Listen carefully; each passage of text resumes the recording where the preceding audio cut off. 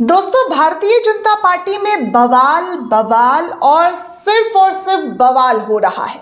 एक बार फिर से महाराष्ट्र की राजनीति में भयंकर तरीके का बवाल देखने को सुनने को मिल रहा है।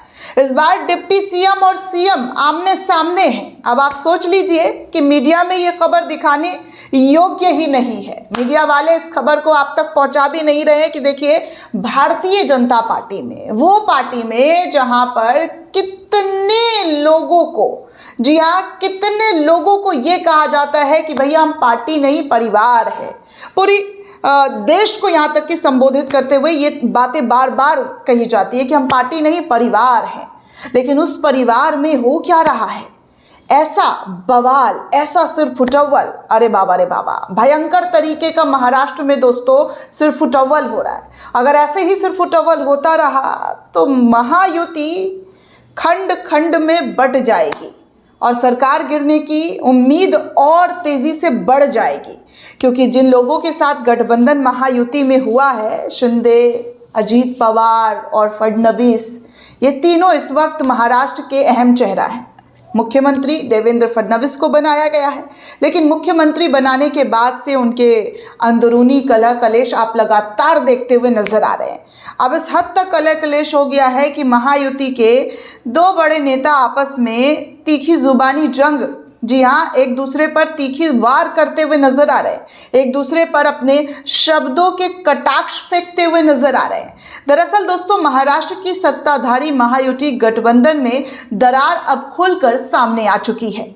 उप मुख्यमंत्री अजीत पवार और मुख्यमंत्री देवेंद्र फडणवीस के बीच निकाय चुनावों को लेकर गवर्नेंस, फ्रीवीज और भ्रष्टाचार के आरोपों पर एक दूसरे पर तीखा बयानबाजी किया जा रहा है। यह विवाद खासकर पुणे और पिंपरी चिंचवाड़ और आगामी बीएमसी चुनावों से पहले महत्वपूर्ण हो गया है।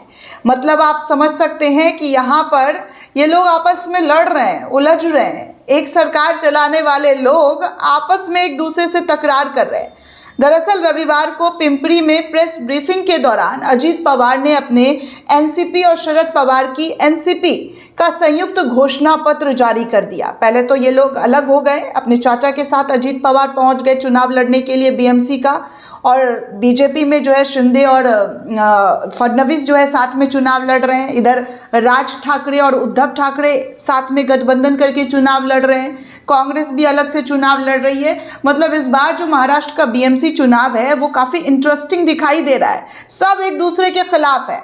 हालांकि अब आपको बता दूं कि ब्रीफिंग जो अजीत पवार कर रहे थे वो बीजेपी की काफ़ी आलोचना कर रहे थे, जमकर उनकी जो है आलोचना करते हुए नजर आए। बल्कि पिंपरी चिंचवाड़ म्यूनिसिपल कॉरपोरेशन में गवर्नेंस की कमियों को उजागर भी करते हुए नजर आ रहे हैं। उन्होंने कहा कि मैं बीजेपी की आलोचना नहीं कर रहा हूं, मैं सिर्फ पीसीएमसी की गलतियों को सामने ला रहा हूं। गलतियों को इंगित करने की जो कोशिश है वो मैं कर रहा हूं। उन्होंने जोर देते हुए कहा कि 9 साल बाद होने वाले सिविक चुनावों के कारण उनकी आलोचना तेज हो गई है। अजीत पवार साल 2017 से साल 2022 तक बीजेपी के शासनकाल में भ्रष्टाचार और कुशासन का उन पर आरोप लगाया गया था। उन्होंने दावा किया कि बीजेपी के 27 वादों में से कोई भी अब तक पूरा नहीं किया गया। उन्हें स्लम रिहैबिलिटेशन अथॉरिटी प्रोजेक्ट्स में अनियमितताओं की जांच की मांग तक कर डाली है। खासकर रावेत और जो कई इलाके हैं उनमें ट्रांसफरेबल डेवलपमेंट राइट्स के फायदे जो हैं वो गिनाने की कोशिश की। अब ये सवाल उठता है दोस्तों कि इन्होंने इंफ्रास्ट्रक्चर प्रोजेक्ट्स में लागत वृद्धि का उदाहरण देते हुए एक ब्रिज प्रोजेक्ट का जिक्र किया है जिसकी लागत 70 लाख से बढ़कर 7 करोड़ की हो गई है।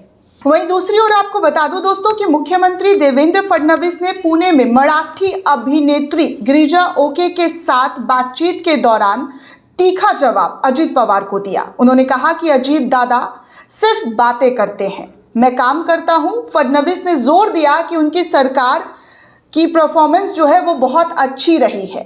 उन्होंने याद दिलाया कि बीजेपी और अजीत पवार की एनसीपी से पहले ही सहमति जताई गई थी। पुणे में पिंपरी चिंचवाड़ में चुनावी फ्रेंडली होंगे और पर्सनल अटैक बिल्कुल भी नहीं होगा। देवेंद्र फडणवीस ने कहा कि मैंने संयम बरता है, लेकिन उन्होंने धैर्य अपना खो दिया और चुनावी दबाव के कारण जो है वो इस तरीके की भाषा का इस्तेमाल कर रहे हैं। फ्री वीज पर कटाक्ष करते हुए देवेंद्र फडणवीस ने एनसीपी और एनसीपी के जो शरद पवार वाला जो गुट है उनको फ्री मेट्रो यात्रा के दौरान जो है अवास्तविक जो है वो पूरी तरीके से इस योजना को बताया है। उन्होंने कहा कि मेट्रो किराया तय करने वाली फेयर फिक्शन कमेटी द्वारा केंद्र और राज्य दोनों से ही जुड़ा हुआ है, इसलिए किराया माफ करना असंभव है। पुणे के लोग फ्री वीज से ज्यादा विश्वसनीय सेवाएं चाहते हैं। व्यंग्यात्मक अंदाज में उन्होंने आगे ये भी कहा कि अजीत पवार पुणे की महिलाओं के लिए फ्री एयर ट्रैवल का भी ऐलान आने वाले समय में कर सकते हैं। फडणवीस ने एनसीपी पर आपराधिक पृष्ठभूमि वाले उम्मीदवार उतारने का भी आरोप लगा दिया है और कहा है कि चुने जाने पर भी उनकी जगह जेल ही होनी है, ना कि म्युनिसिपल कॉर्पोरेशन ऑफिस में उनको बैठना होगा। उन्होंने बीजेपी के विकास कार्यों का भी जिक्र करते हुए कहा कि इससे विरोधी निराश हैं और गुस्से में हताश हैं। उन्होंने पीएम आवास योजना के तहत हाउसिंग प्रोजेक्ट्स का उदाहरण दिया और सीधे तौर पर यह भी कहा कि एनसीपी शासन में खराब क्वालिटी का निर्माण की तुलना की गई थी, जिसकी वजह से भ्रष्टाचार उजागर हुआ है। ये जुबानी जंग ऐसे समय में देखने सुनने को मिल रही है दोस्तों, जब महाराष्ट्र में महत्वपूर्ण सिविक चुनाव होने वाले हैं। इसको लेकर दोनों ही पार्टी एक दूसरे पर जमकर कटाक्ष करते हुए नजर आ रहे हैं। आप साफ तौर पर देख सकते हैं, एक ही पार्टी के लोग आपस में एक दूसरे से भिड़ते हुए नजर आ रहे हैं, एक दूसरे पर जमकर आरोप और प्रत्यारोप लगा रहे हैं। आप सभी को पता है कि अजीत पवार पर किस कदर आरोप लगे हैं। सबसे पहले तो उनको भ्रष्टाचारी बीजेपी के शासन में ही कहा गया था, लेकिन जब वो बीजेपी के साथ आ गए तब उनके सारे भ्रष्टाचार के दाग धुल गए। विरोधी उनको कहते हैं, जो विपक्ष के विरोधी हैं वो लगातार ये कहते हुए नजर आते हैं कि कैसे जो है भारतीय जनता पार्टी के वॉशिंग मशीन में उनके सारे दाग धुलते हुए नजर आ रहे हैं। और अब जब महाराष्ट्र के अंदर बीएमसी का चुनाव होने वाला है, उसको लेकर अब एक ही पार्टी के दो बड़े नेता आपस में एक दूसरे पर भ्रष्टाचार का आरोप लगा रहे हैं। अब आप समझ सकते हैं कि यहाँ पर चुनाव को जीतने के लिए क्या क्या कोशिश और कितने पापड़ बेले जा रहे हैं। एक दूसरे पर कटाक्ष करने से भी ये लोग रुक नहीं पा रहे हैं। भयंकर तरीके का बवाल इस वक्त महाराष्ट्र में मचा हुआ है। दोस्तों, ये पूरी रिपोर्ट आपको कैसी लगी हमें कमेंट करके जरूर बताइएगा। जय हिंद।